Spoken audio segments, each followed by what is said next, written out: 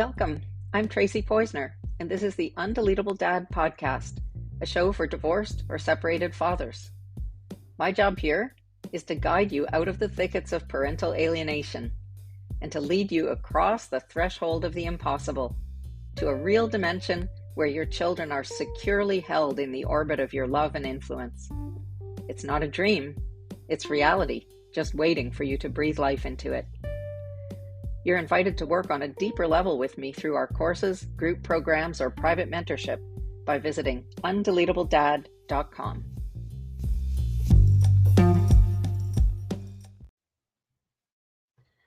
Okay, hello everybody, and hello Tammy. I'm so grateful to you for not only being here today, but for writing this incredible book, which is so much more than what you would think just from the title. Text messages to my sons. It's much bigger than that. Tell me, or tell the listeners, because I already know the story, but tell everybody how you came to be sending messages to your sons in the first place before this even became a book. Well, what happened was, Tracy, and thank you so much for having me and for welcoming me. And that was a really great introduction. I appreciate it.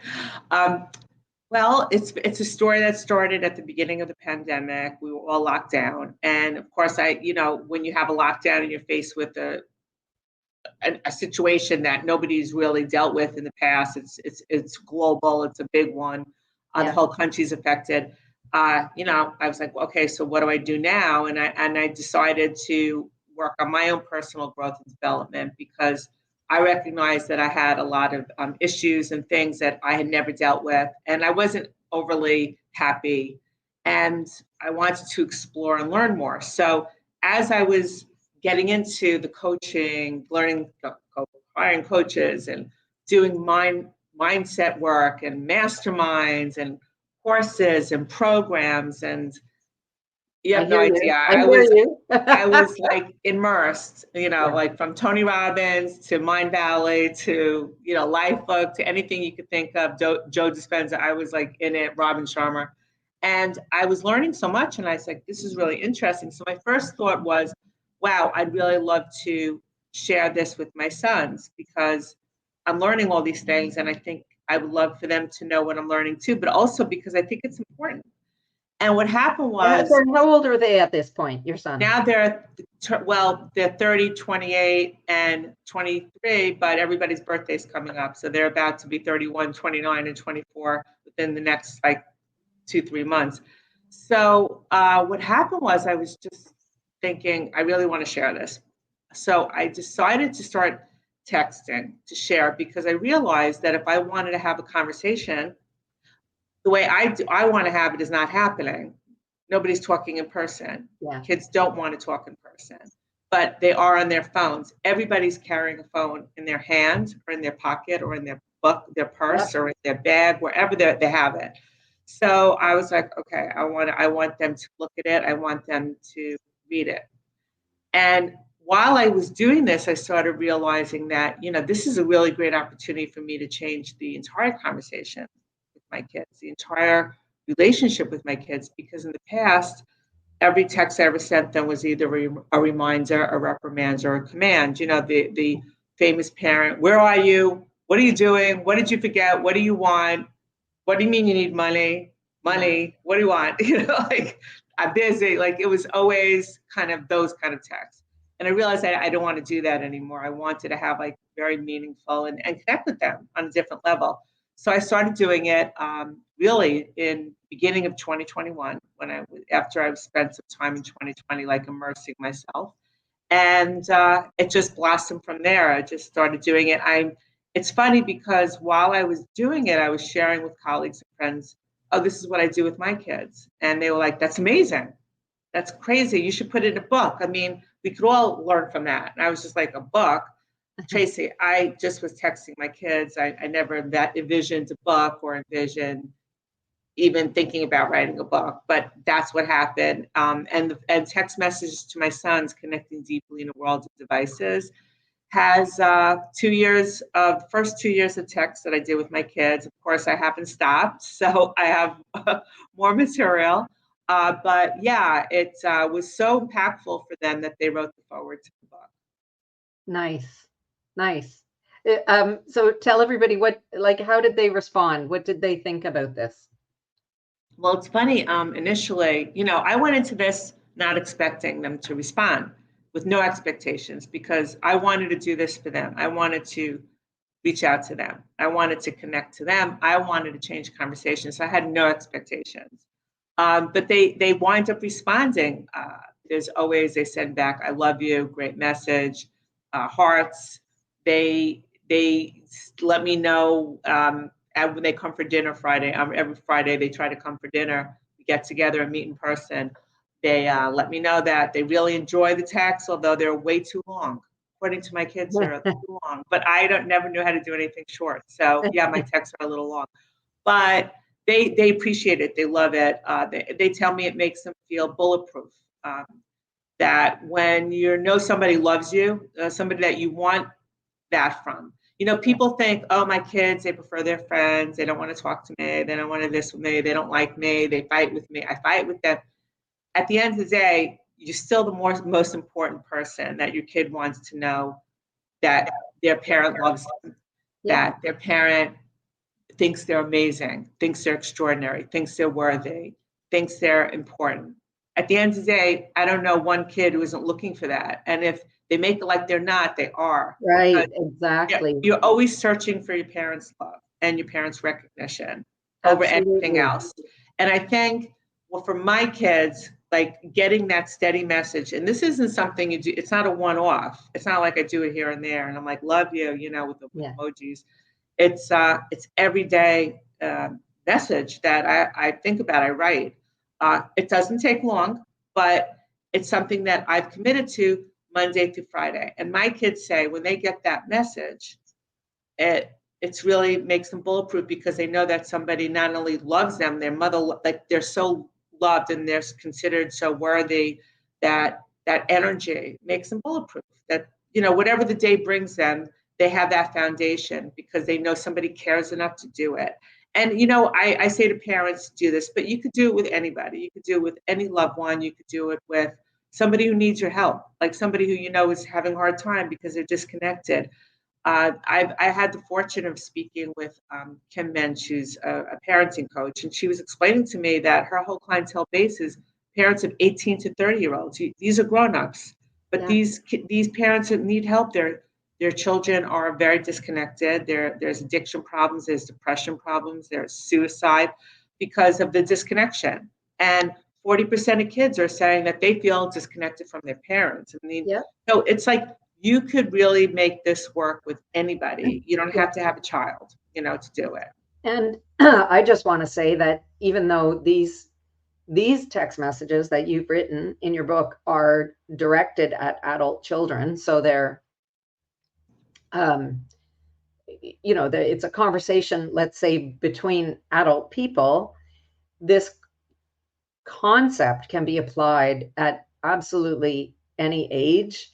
And obviously my undeletable dad audience and the essential stepmom audience, we're talking about kids who are not in contact with their dad. The dad would be my client, right? They are not with him all the time. Right. And in some cases, we're talking about dads who actually don't have any access to their kids. And they are looking for some little way to like chisel a tiny hole in the fortress that has been built around these kids to keep the dad away. And I mean, I've been talking for years about the importance of writing these kind of messages. And typically my advice looks different than what you've done, only because you have kids who are, there is no limit to their ability to connect with you. They may be disconnected because of the social pressures and time of life and the way the world is going and all of that. But there is not an actual impediment, a legal impediment, or a space and time situation that, keeps them away. But what you just said about how every kid wants this from their parent, my clients are guys who hear from their kids, Dad, I don't want to hear from you. stop messaging me, like go away. And I mean, there's whole complicated reasons for that we don't have to get into now. But the truth of it is that they want you to keep trying, right? They don't want to feel like they can push you over in 1 second by saying, go away. Like, what kind of strong dad are you if I can blow on you and you crumble, right? Like, they want you to keep at it no matter what they say. There was a amazing YMCA, it sponsored a study. I mean, it's a long time ago now, maybe 20 years ago, but kids have not changed that much. Even 20 years ago, when the kids could answer anonymously so that their name wasn't attached to it, when they were asked the question, what did they most want? Like, what did they want more of in life? What they wanted more of overwhelmingly was more time with their parents, which goes so against what you would think. They would want more independence. They want to have a job. They want to have a girlfriend or a boyfriend. They want to be left alone in peace to do their thing, right?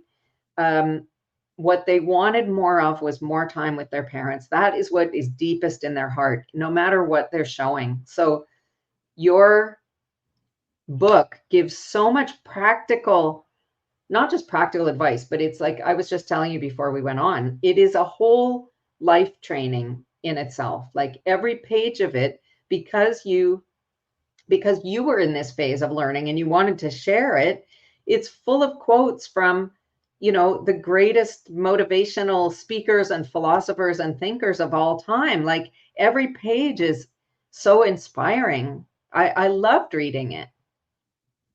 Wow. Thank you. And I was really like listening to everything that you say, because there's so much in there. First of all, I think any parent can start the minute your kid has a phone. So usually, what is it now? Middle school? I'm hoping it's middle school because of lower school kids. Sadly, it is overwhelmingly elementary school now, but middle school for sure. And you could start, when we were growing up, I mean, I would always be envious of the kid who got the message in the lunchbox. In the lunchbox, right? And that beautiful little, like, I love you, enjoy your lunch. I never had that. My mother didn't make lunch. But at the end of the day, I was always like, that's so nice. So this is kind of that. You just tailor it to their age. Regarding dads, it's very interesting because I've done some interviews, that with podcast hosts who tell me that, the dads, and I've had dads reach out to me directly on social media that they're doing this with their kids that they started. And a lot of them are like, wow, I really want to do this. I love my children. I don't know how to talk to them. And I'm like, there's a book with 200 pages of messages. You can copy and paste them. It's fine. Or you tweak them. After a while, it becomes heartfelt. But what I want the dads to understand is it doesn't matter. Yeah. You're not, their response does not matter one bit. That's not what this is about. This is about you changing the conversation with your kids, you letting them know how extraordinary they are. Not reprimanding them, not telling them your side of the story, not trying to do any of that. You stay away from all of that, and you just share that. What did a great visionary say? That's so third party. It's not personal. It's not attacking. It's not defending. It's not doing anything. But you start everyone and you end everyone with how much you love them, how extraordinary they are, and how much you care. Yep. There isn't a kid who isn't going to read that. They might respond because they've been a little programmed too, and that happens. Listen, my parents divorced. I can tell you all day long what went on, and it was nasty all the time. And I wish I could go back in time and change some of my behaviors to that. But I was also in the middle of it, and I was a young age. But I'm telling you right now, dads, don't give up. Just message them because they have a phone. And especially if you have no contact, that's the only contact you're going to have. Yeah. In the old days, we wrote letters, but you know what? Those letters can get intercepted, but the phone isn't going to get so intercepted. Well, the phone does get intercepted. We'll talk about that in a minute. But there is a way to get around the how can I say? The interception can be around the content of the messages, but I mean, I don't think there's a judge alive that's going to look at one of these messages and say, this is inappropriate. Right. Sorry. Of course. Of You course. know, it's not. Yeah, no, I mean, unfortunately, the judge that we're talking about in the case of my clients who are dads that are being kept away from their kids, the judge is the mom who the judgment comes down in the form of withholding love from the kids when she sees that they are interacting with the dad when they know that that's forbidden. But what I tell people is that you can do this, like what you did, Tammy. You can start this with a single emoji. You can text back and forth with a single emoji. They can be a whole conversation that is funny, that is lighthearted, but the message behind it is, I'm here, I'm not going away, I love you, I see you, right? You just drop an emoji or a series of emojis, you find a funny meme, which the internet is full of them, a funny cartoon, whatever. You are just saying, I'm here, I'm here, I'm here.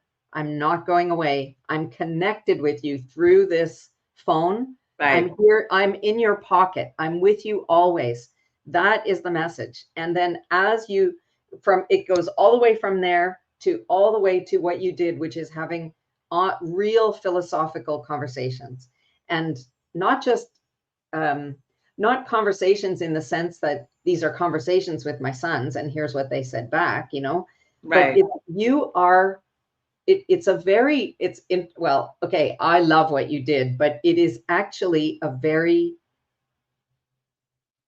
fatherly activity of transmitting your important values to your child.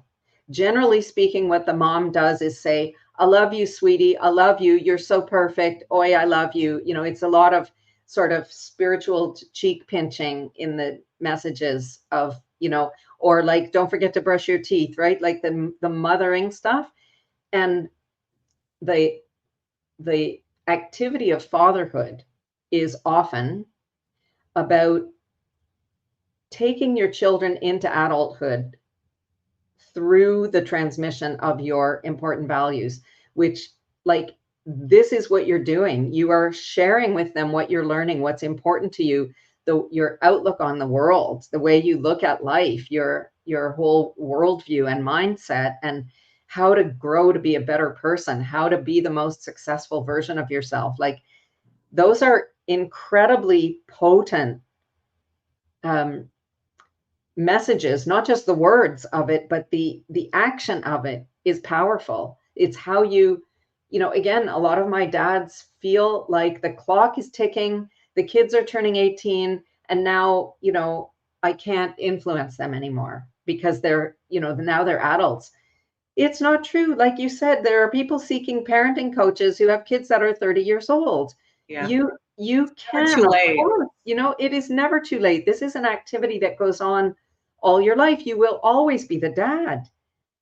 And you want to be the guy who they are coming to for this depth of life advice and wisdom. So absolutely. It's not easy, it's not easy even when the situation's great and parents are and everything's wonderful. The parents have a great relationship, you raise your kids, because we also understand that the phones themselves are also, doing a whole number on our kids. Yeah. With social media and misinformation, indoctrination, mind control, violence, hate, what's going on now, and what they're sharing and what they're exposed to, it's limitless. I mean, one of the things I wanted to do is like create a movement of parents who are just like, you know what? I know until we can get all this, till literally we can get social media outlawed, as far as I'm concerned, we can make a difference. We can impact one person at a time. If we all get on board and we say, these are our kids and we are going to override this. Because I personally believe when you're sending love, gratitude, these kind of messages, the energy frequency of love and gratitude vibrates way higher. Exactly. Very high. It's the highest frequency vibrations. And then you have hate, which is out there, and violence and all this other stuff, which is very low energy. So when you send that out, you're releasing it. And when your kid is reading that message, no matter what their state of mind is, there is some kind of energy release of getting a beautiful message from somebody telling you you're I love you, you Yeah. matter, you matter. Okay. Yeah. So at the end of the day, and I'm here, I'm not giving up on you. You matter to me.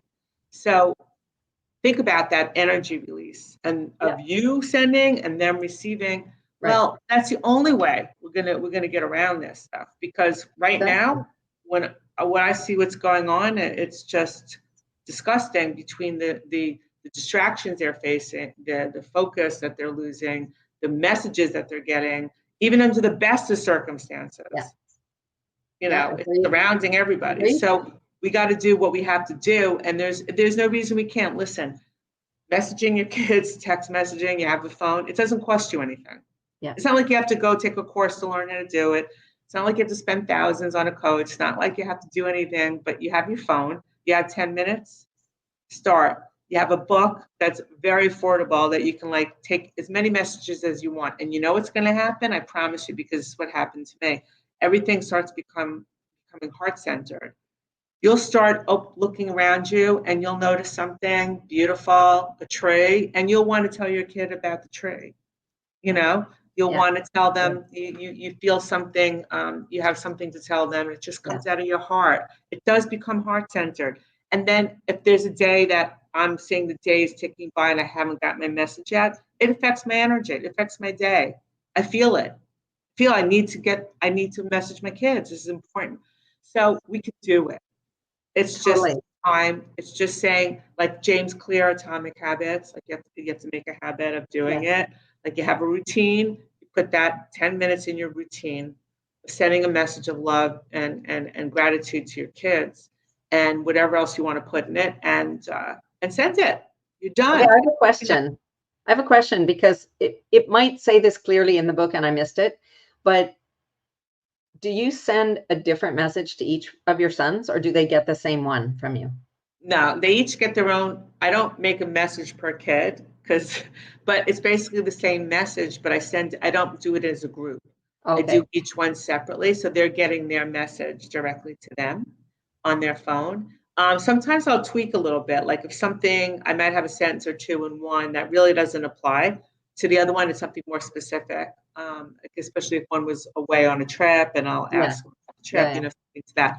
But basically, it's the same message, but I don't send it as a group message. I send it on their own message. Okay.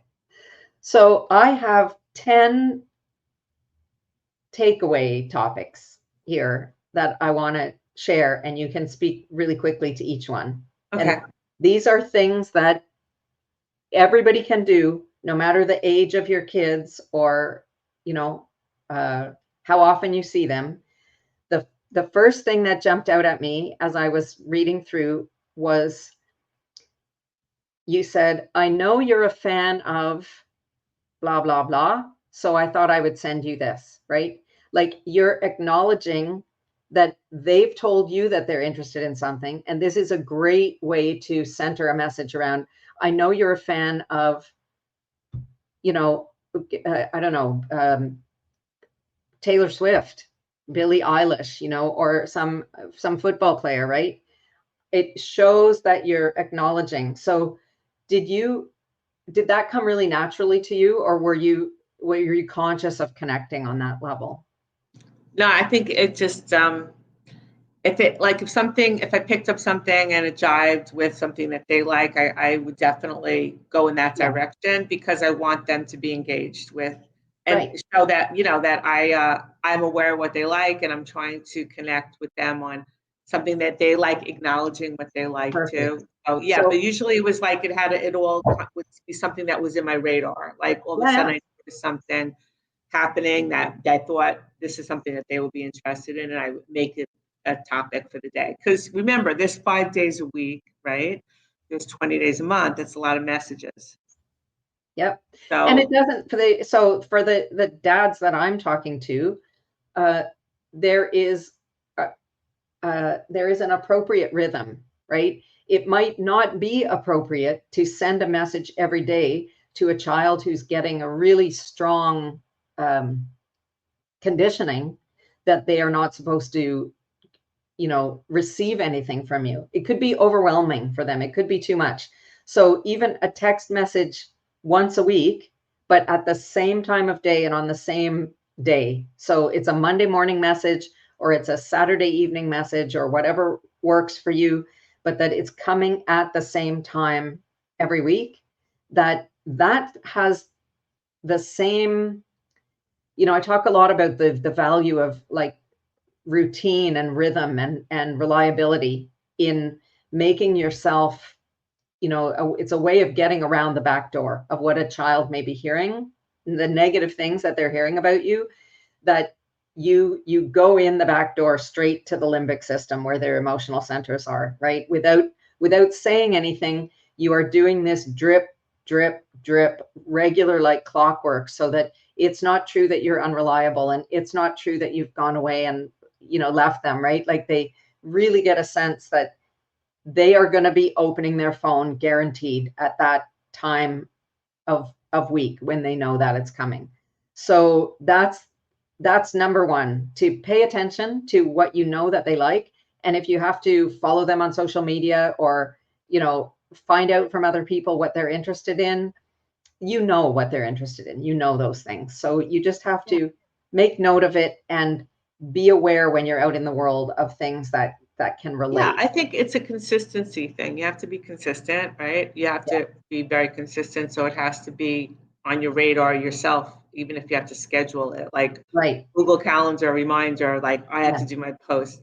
I do with my kids 5 days a week. Clearly, they're older, it depends on what the situation is. If you have a certain situation, but me personally, if you know that you can get away with 2 messages a week versus 1 or 3 messages a week won't get picked up, I think more is a little bit better. It's not overwhelming. It's for sure.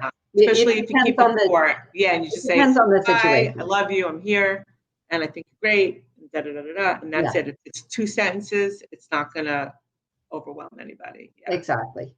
So number 2 is family history nuggets. Little bits of family history. That is a brilliant way of connecting. So I saw that a couple of times. Yeah. It's very interesting, the family part. Okay, so we all have our origin story in our families, and I wanted my kids to see me as a human being.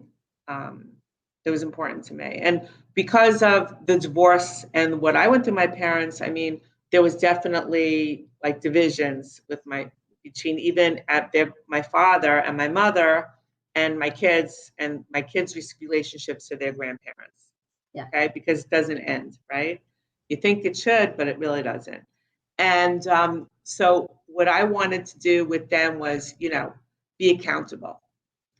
So, and I'm not suggesting this to anybody. I'm just saying what I did. So what I wanted to do with them was have them see me as a human being. And I wanted to, as I was learning and doing coursework and understanding the subconscious better and my origin story, I realized there was a lot of times I reacted inappropriately with them, yelling, screaming, sometimes hitting. That's how I grew up, okay? And I wanted them to know that I was wrong, okay? It was not them. They never did anything to elicit a response from me, or yelling or screaming or craziness. It's because of my own background. There was some kind of trigger that triggered me. It was nothing about them, nothing that they did. And I really wanted them to understand that. I wish that I had somebody who had, explained this to me, or when I was younger, gave me those feelings that I was going to be fine and I'm wonderful. I never had that. So I wanted to show them that, yeah, I and own it. I've done things that aren't right by you. And I don't blame anybody. My father had his origin story, which was terrible. My mother had an origin story that wasn't great. And that you don't blame people, but you understand, where it comes from. So what happened is my kids really saw me as a human being, and they understood that I opened up enough because I want them to trust me. We grew up my generation, it was like our parents, you trusted them, you loved them, you respected them, you did not question them back. You did not, like what they said went. And I wanted it to be like, okay, I want you to trust me. I have to show you why you should trust me. You want to love me, I have to love you. I want your respect, I have to show you what respect is.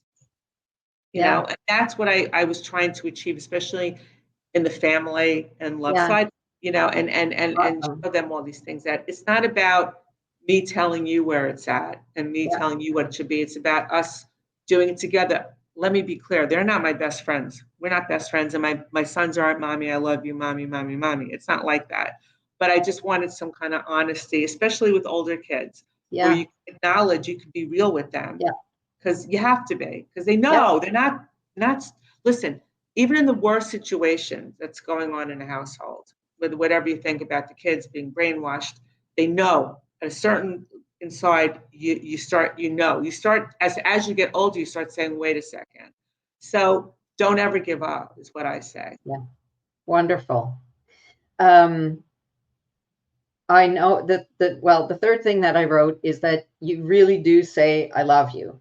And you also say, I love this about you, right? Like you find something to say, I love this about you. I love your sense of humor. I love your smile. I love how good you are with your pets, whatever it might be, finding something to say, I love that about you. I love how you la la la.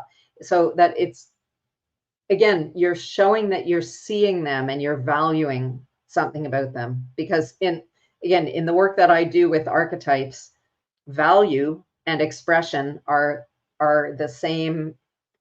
They're in the same energy. It's the same domain, right? So expressing what you value is there's a lot of integrity in that.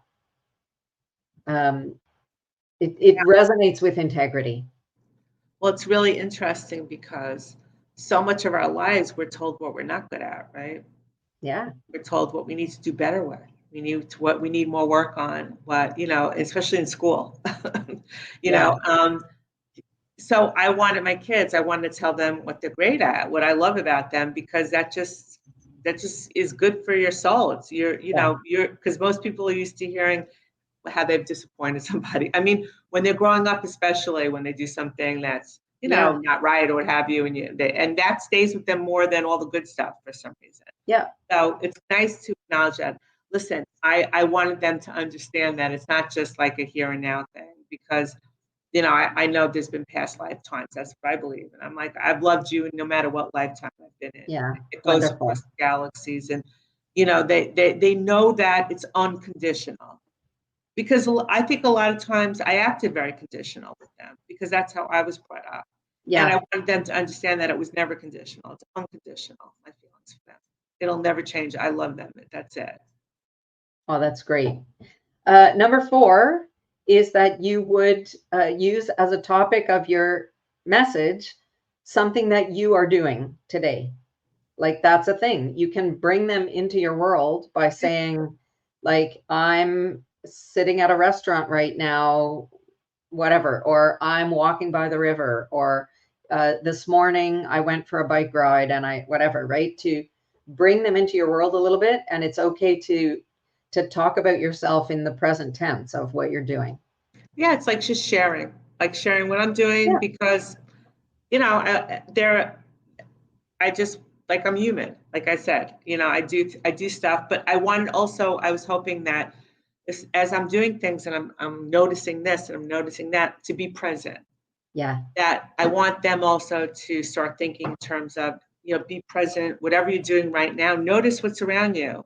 Like Yeah. walking down the street, I was like, oh my gosh, we've been living in this neighborhood for 28 years. And I just noticed, Yeah. because I'm being present, and I want Yeah. them to start thinking more present. We're always so worried about what the future's going to bring and what happened last Yeah. week and da da da. But like, just notice around, like, go outside, have a great time, do your thing, but like notice where you are and enjoy it, and notice Yeah. the things that are happening around you. Be present. Yeah. Yeah. And this is me when you're not seeing me. Like Yeah. I'm a person in the world, even when you're not looking at me, I'm still here I have a doing life. things. So I have a life. Totally. Yeah. Another thing that I loved is, well, all the quotes are incredible, but the places that they come from are so varied. So like movie quotes, is a great way to, it's a really low, what am I trying to say? It's a high value with a low cost involved to bring in movie quotes, right? It lets you say something meaningful or funny without having to generate it yourself. And that it brings them, if it's a movie they've seen, of course, it brings them right into a whole emotional landscape where they understand the context of what you're saying beneath the words, right? It's so much value for so few words. I guess that's what I'm trying to say. Yeah, I you know, when I used to like the best times were going with my kids to movies or watching movies with them. You know, that was like great memories. And I love movies, so do my kids. I mean, all the quotes in the book are just either something I read, something I saw somewhere on the street, a quote like out of nowhere. Like, Yeah. wow, look at that build, look at that quote. That where was that quote? Why didn't I ever see that? That's amazing. Yeah, and so wherever I could get material from, but you know, the biggest thing was citing everything correctly. That was Yeah. hardest. Thank God I didn't have to do it, but it was definitely very Yeah, interesting that process. must have been a big piece of work long Yeah. after you had written it to track down all those quotes and make sure that you knew where they Well, came from. you have to attribute them correctly. And what was really interesting to me is how many quotes we attribute to somebody, like especially on social media. They're like, you know, some celebrity said this quote, and they're like, the celebrity's a genius. And then the editors who are actually tracking, and this is what they Yeah. do, they're like, that celebrity never Yeah. said that. That was Marcus Aurelius. Yeah, like, and they're just passing it off, kind of not saying, like, you know, not doing the right thing and being actually attributing it.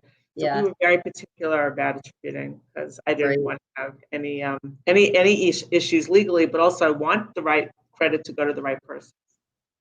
The next thing, number 6, was saying like, I loved seeing you yesterday, or always like following up on when you've seen them, to use that in a text message and reflect on a visit that you'd had in person, or potentially like, loved being at your baseball game yesterday, even though it didn't go the way you wanted, or whatever it might be, right?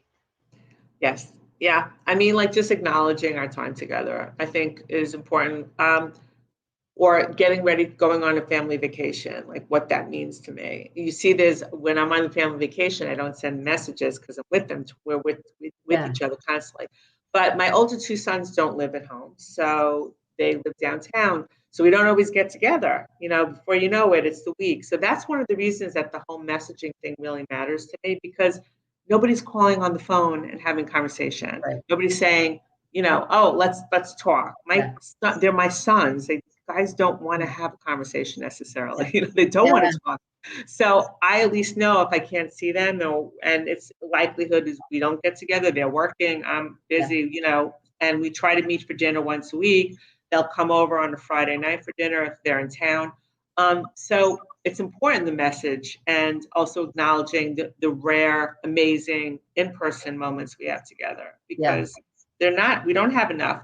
I remember growing up, you know, families seemed to spend time together, probably because the only time you could really get together was talk to each other was in the same room.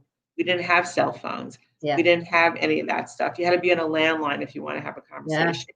So people were together. They made the point of being together. Now it's different. People just don't make the time to be together. So I like to acknowledge.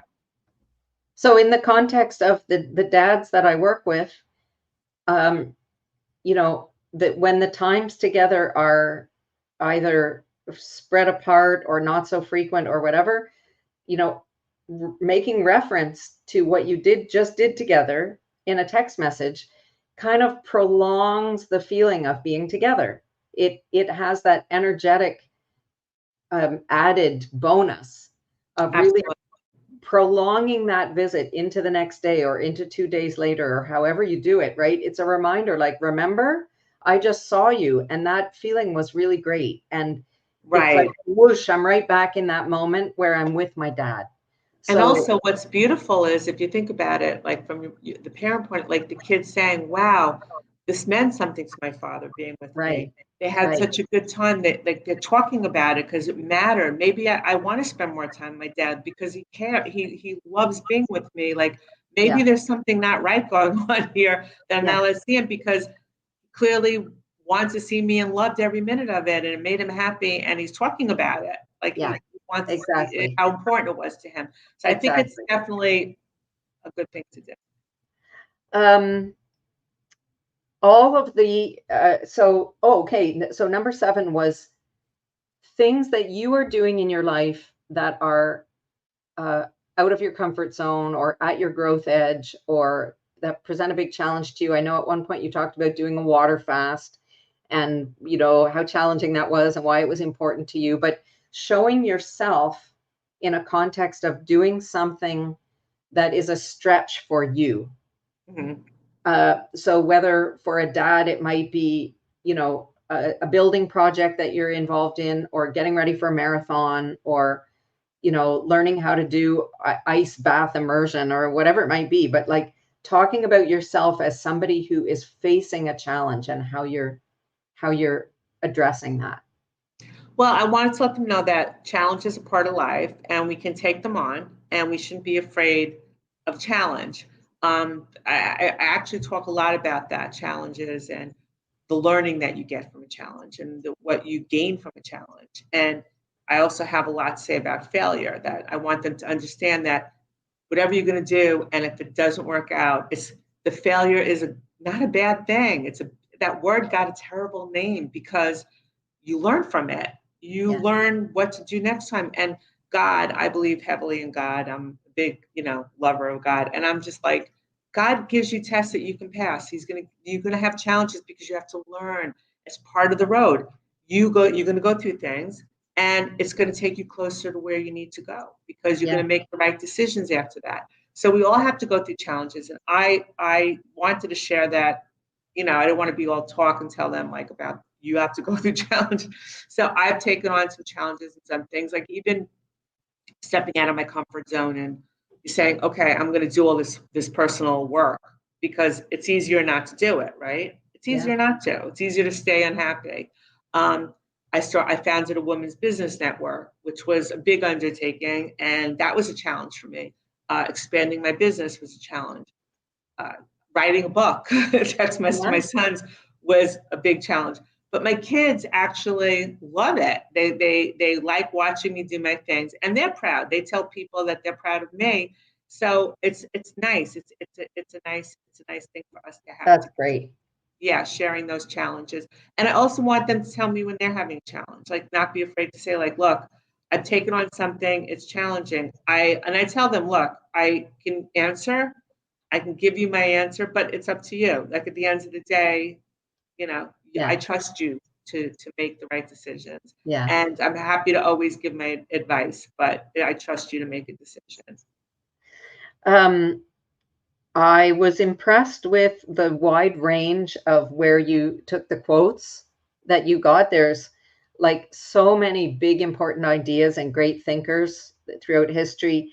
There are like historical figures, sports greats. Sometimes it's just like about wonders of nature, reflecting. Like I know there were some quotes from the book of Masaru Emoto about water, the shape of water. Like a wide range. It's like over time, it's like a complete introduction to the majesty of the world in front of us and where we can get inspiration. Yeah, there's a lot out there. You know what? I always say to my kids, hey, whatever you think is coming out now, it's just it's like a regurgitation of the wheel with a little spin on it. Yeah. Go back. There's so many great thinkers. There's so many people who lived years ago, hundreds of years ago, who have so much to contribute. I said, what the beauty of it is that everything is out there in a book. Yeah. What took somebody 30 years to figure out, you can read and have access to in a book. And you can get it way quicker than it took them 30 years to figure out. They're sharing knowledge with you. You'd be crazy to not take that in. This is time collapse. Collapse. You don't have to recreate the wheel about every single thing, right? You can reach into the past, sometimes way into the past, and learn something that will catapult you 20 years ahead. And I wanted them to be why not? comfortable in that I was, look, at my age, right? At my age, I'm trying to develop. I'm reading things that I'm not in school anymore. I'm choosing to do it. So they're like, you know what? I say to them, never stop growing, never stop learning, because once you do, you're stuck. You have to keep doing it. If I can do it, if I can go Yeah. back and take courses and learn and read and go through this, you can do it. You need to do this. And it's not like I'm telling them they have to. I'm showing them that I'm doing it. And they're saying, wow, she's doing it. I'm going to do it. I can do this. If she's for sure, because I'm at that age where you think I don't have to, right? But Yeah. no, we always have to learn. You're never at the most brilliant. You're always learning because there's always something out there that's important to know or learn as far as I'm concerned. Number 9 was alternating short messages with longer ones. And I think there's a lot to be said for that. Even if you're messaging, like I said at the beginning, if you start with a single emoji and you can drop a single emoji day after day after day, and then there's one that's 50 emojis long, right? And it keeps you engaged because of the different the size of the container somehow changes, right? And it doesn't mean that you have to now write a diatribe about something or whatever. You could tell a whole long joke instead of just writing 3 words, or whatever it might be, but you can expand the size of the number of characters, quite literally, in the message, and that there is some value to that in terms of keeping them engaged. They do really like the routine and the to be able to anticipate the sameness of it in the what's the word I'm looking for? Like how consistent it is, but the surprise element or the the little bit of not shock, because you don't shock them, but it takes them out of the rhythm so that they can appreciate the rhythm again. Well, my kids think my messages are all too long.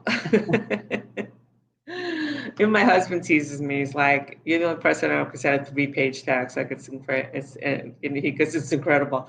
But I kept mine very consistent. I have 3 sons. They're older, so everything starts off with "Good morning, sunshine," or "Good afternoon, sunshine," depending on when the text is going.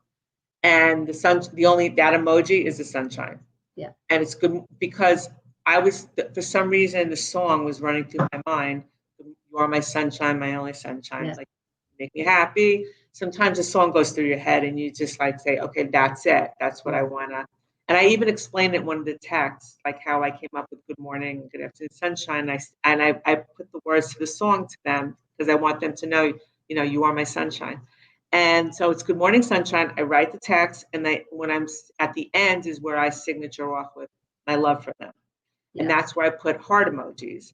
Because with boys, if you overwhelm too much with emojis, they're like, you know what I mean? It's sometimes with girls, because you can go to girls or boys, believe me, it doesn't have to just be sons or anybody you love. You can put in different emojis, and it depends on your relationship and your kid. But with me, I kept it I didn't want to be too overwhelming with emojis, so I wanted them to read the text. And so I did it that way. But yeah, you can find your rhythm and you can find what works. There are shorter texts in the book, and of course there are the longer texts. Listen, when I sent the text to the editor and we started going through the text and assigning them to chapters, I never thought I was going to have a book that was over 200 pages. I thought it was going to be like a little thin guidebook. Yeah. And it's written entirely in text message format. People, I'm telling you, Tracy, people love the book. It's easy for them to read. It's easy for them to go from chapter to chapter. They want to read about mindset and gratitude. They want to read about discipline and determination. They want to read about leadership. They want to read about love and family. These messages, they go right there. It's not a whole thing where you have to go chapter to chapter, because if you miss a chapter, you're going to miss everything. They love it. It's quick. It's easy. So go through it. You could take a sentence out of a text if you want. It's there for you. You don't have to reinvent the wheel. We just spoke about that. You can start before you start getting comfortable doing it on your own. You could take what's there and not proprietary about it. Just if you're going to use a quote, make sure you attribute it to the right person, like I had to do. That's all you have to do when you text. And your kids will like that you're actually bringing quotes from visionaries and other people. It shows that you're really putting effort into this, that you really want to share some knowledge with them as well. Well, this brings me to my last point, number 10, which is that this is a brilliant way of delivering life advice because it is coming from someone else, ostensibly, that you're sharing a quote of somebody who gave a great piece of life advice, and then you either leave it the way it is, sometimes it's just enough to drop a quote from somebody else, or you're adding a few words about, like, I love this quote because, or I thought of you when I read this because, or, you know, I hope this inspires you to do whatever, you know, that you are reinforcing your life advice with some great thinker or famous person, so that, you know what it's like. Kids often need to hear it from somewhere else than you in order to tweak, to wake up, right? So your format is just brilliant in terms of transmitting your life advice through the words of somebody else so that it lands, because what you want is for it to land. You want it to impact your child and change the hopefully the course of their life in some way. And so then we do whatever we have to do to get that job done. Absolutely. You know, that's a really good point. A lot of times I remember with my kids, like, especially with my sons, I'll be like, David, can you tell this to Aaron? Or Aaron, will you tell this to David? Because I know he'll listen to you. Or Josh will listen to David, like, not me. You know what I mean? Like, because sometimes with guys, especially, they'll be like, they'll tune me out. Like my guys, I see them, they'll go a little glassy on me when we're together. But at the end of the day, I mean, what's really cool is that in certain cases, the kids have been like that. They really like those quotes. I'll buy them the book. Like, I bought them several books: Atomic Habits, Hero Manifesto, Think and Grow Rich, Stephen Covey's 7 Habits. I mean, I just like bought them books. Exactly. It's like an entryway into those great thinkers. And Jay Shetty. I was really into that Think Like a Monk. I mean, it's funny, but now that you're talking about it, it led to setting books of information, and they're like, this is great, and they keep it and they read it, or they'll reference it or something. So it does have an impact. And I think when you share it, when you're taking the time to share this quote, and also how it affects you. Like, I read this and, oh wow, it affected me. Like, I want to share that this really affected me, and it made me think differently. So they're saying, like, wow, my mom can learn, and my mom can be honest and say it had an impact, and I never thought that way before. And what do you think? Because I want them to tell me what they think at the end of the day. I want them to say, wow, you saw it that way. Well, I actually saw it this way. It's a conversation. Yeah. You know, and that's what I'm trying to do, is connect deeper and have more conversations with them. That's my goal. Well, it's fantastic, and I can't thank you enough for putting in having the idea and for doing all the work to bring it forth, and, you know, all the editing and getting it published. And surely there was a big investment involved on your part in doing that. So I thank you for doing that, for, you know, for sharing this beautiful work out in the world. And honestly, there is a huge secondary, not purpose, but a benefit of this book, which is that it's going to change your life. Whoever reads this book from cover to cover, you're not the same person at the end. You've been so touched by all of these incredible, like, choice quotes from all these incredible thinkers, that it just opens you up, and it's such an expansive experience to read this. So thank you once again. Thank you for being here, and we'll continue this conversation for sure. Thank you so much for having me, Tracy. It's been an honor and a pleasure being on, and I love the work that you're doing with the dads. Keep it up. Thank you. Just tell people, where can they connect with you? Or certainly they can buy the book on Amazon. Is there somewhere else that they should be looking for it?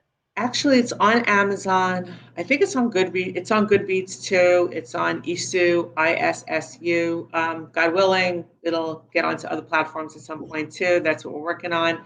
And but Amazon is the best place to go for great. it. And if anybody wants to contact me, you can contact me at text messages to my sons on Instagram and on Facebook. I also have a website that you can contact me on, www.T as in Tom, C as in cat, brand, BRAND, consulting.com. Text messages to my sons is on that website too. So yeah, there's multiple ways to reach me.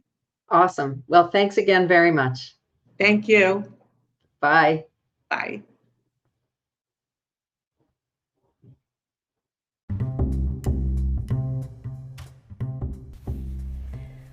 That's all for today. I hope you'll check out the Undeletable Dad YouTube channel. And you can also find some thought pieces from me on our LinkedIn page as well. I can be reached at tracy@undeletabledad.com. Thanks for listening, and your kids thank you too.